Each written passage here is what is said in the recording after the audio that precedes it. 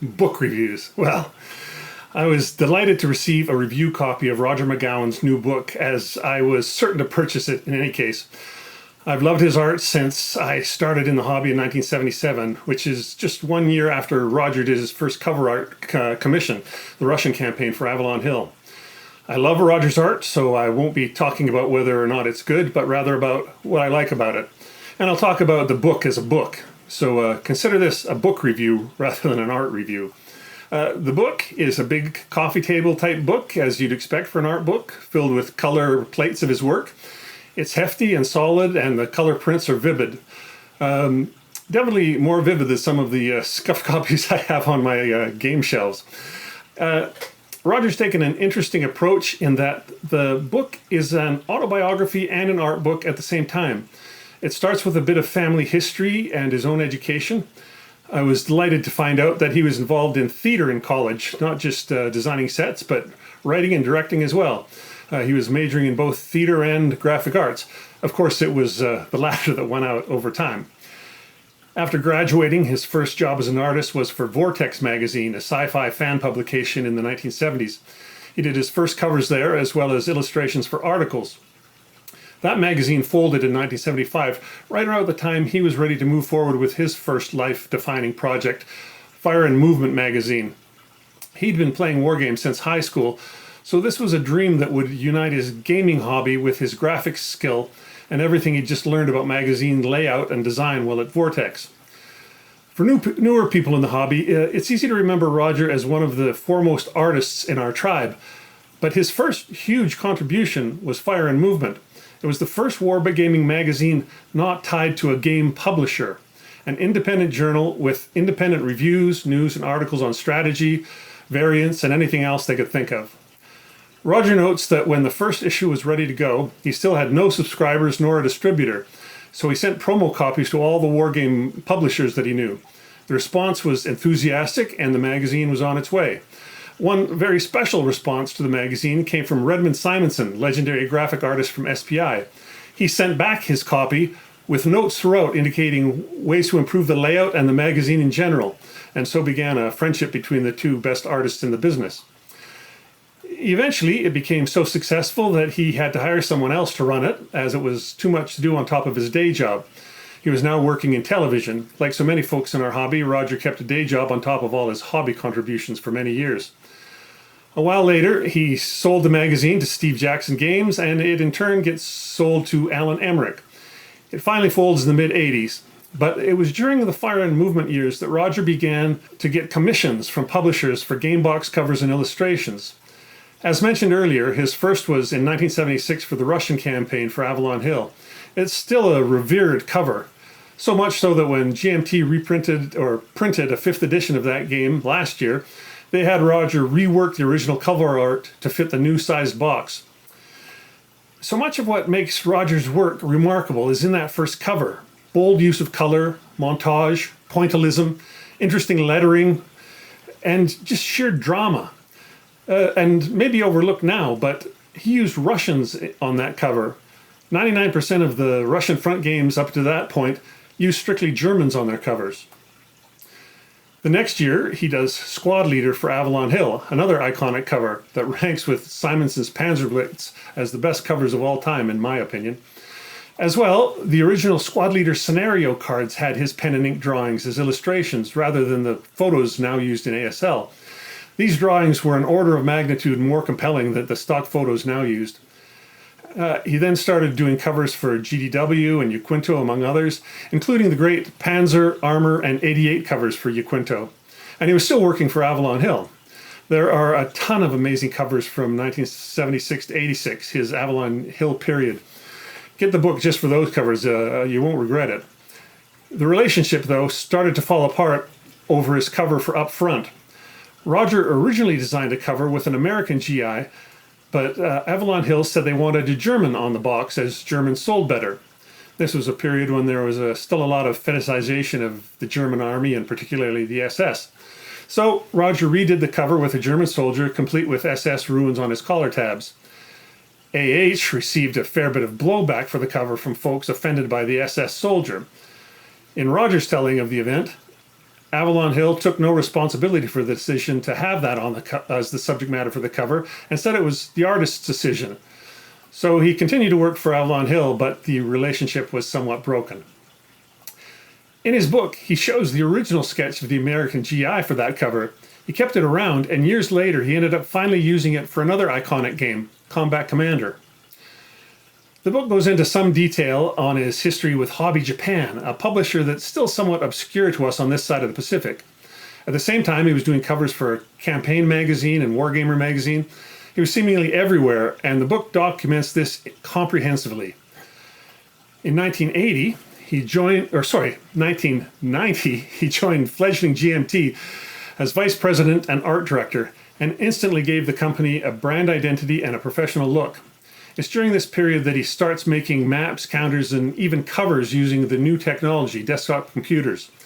This isn't my favorite period of his artistic work, but his compositions are still apparent, and his style as well. And given the state of computer graphics at the time, it's fair to say he was pushing the envelope. And then, of course, by 1992, he started his second great magazine, C3I, which is still in operation today. In the book, he lays out some of his goals with the new magazine, the first of which I found fascinating. He wanted to create a magazine that did not date, something that could have a very long shelf life rather than being completely of the moment. He wanted to be like an extension of GMT's box games, and they printed scenarios and variants, including new counters. And of course, by issue 14, it had started to publish a game of its own in each issue, much like the magazine we still see today. As with the pages devoted to Fire and Movement, the pages detailing the history of C3I are filled with tidbits of wargame history and the names of many other great contributors to the hobby. The last large section of the book details all the covers, maps, counters, and illustrations he did for GMT, sometimes with a note as to where he got the idea or a conversation he had with a designer. And then at the back of the book, there's a chronology of all his work from the time he founded RBM Studios in 1974 and an index of every game he worked on. It's a huge list, let me tell you.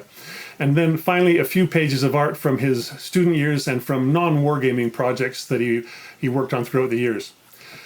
It's a great book about a great artist. So what makes me think this art is great? Well, there's a few things. His use of color, his pointillism, his use of montage, his good taste in stripping away everything that's not needed in an image, and of course, more than anything else, his sense of drama. Perhaps it's just that our color palettes are similar, but I just love his use of color, particularly his oil paintings. They're often very deep blues and bright reds that grab you. Everything is so vibrant. The cover he did for Avalon Hill's version of Panzergruppe Guderian is a perfect example. We have an ominous blue sky fading to orange on the horizon. The half track is in the foreground. The half track in the foreground sits on a background of deep orange wheat. And then there are the three bright red arrows backgrounding the drawing of Guderian on the front half. All that color is bound to grab your eye. Or then the famous upfront cover. It's got a similar dramatic use of color. Or the color for Hobby Japan's Operation Market Garden. Such a vibrant palette in these colors done in oils. They're absolutely my favorites. I also mentioned pointillism. It's a technique we've seen in so many of his pen and ink drawings. Think of the squad leader cover and the way he used it to give depth to the central figure's cloth camo covering on his helmet. Or the cover of Anzio, where he gives definition to the face using pointillism. And it's especially effective in his black and white work as the aforementioned illustrations for squad leader scenario cards. As for his use of montage, the main thing here ties in with his taste in stripping away everything that's not needed. We get just what we need, no clutter extending out to the edges of the space. Of course, the Russian campaign was a very early use of montage, so effective. Look at the red box in the lower left. All we see are the two soldiers marching, nothing extraneous. Same with the two snow boots, the two in snow smocks at the bottom. When I think of Rodger's montage sensibility, I think of two broad categories. The first is formal defined montages in the Russian campaign, just discussed, with each image in a distinct block or area. And we see this thing much later in Twilight in the East, or on the cover of the ASL rulebook with its use of the 4 images from the original 4 squad leader games and gamettes. But much more familiar is a looser and yet more focused montage where images are not in defined areas but almost bleed into one another. Often these pictures feature a single figure or maybe sometimes two at the top, with a montage of supporting images leading into the main image or providing background. His cover for Iron Bottom Sound for Hobby Japan is a stunning example. The Japanese admiral with the flag behind him rising out of the ships coming towards us in the foreground in the moonlight. Or how about Paths of Glory? That's an iconic cover. A slightly different arrangement, but we still have the central figure supported on both sides by the active troops in silhouette. Or his cover the original cover For the People. Here we have almost an inversion of the layout. The central image is of Federals fighting Confederates, but they're almost in silhouette. To the left and right side, on each side we see political leaders, Lincoln and Davies, military leaders, Grant and Lee, and then a regular soldier of each side. In all of these montages, he manages to bring so much extra to the page that we get with a single image. He's trying to point to more than just one thing. And then there's that key distinction of his work, drama. All the previously mentioned techniques are in service of providing a sense of drama. Think of the cover for Flat Top for Avalon Hill. In the lower half of the image, we have what I assume are American carriers steaming toward us. The background sky is deep blue, but has the Japanese red rising sun superimposed. From the right, we see Japanese planes diving, and to the left, we have close-ups of two Japanese pilots. Their faces worried but determined.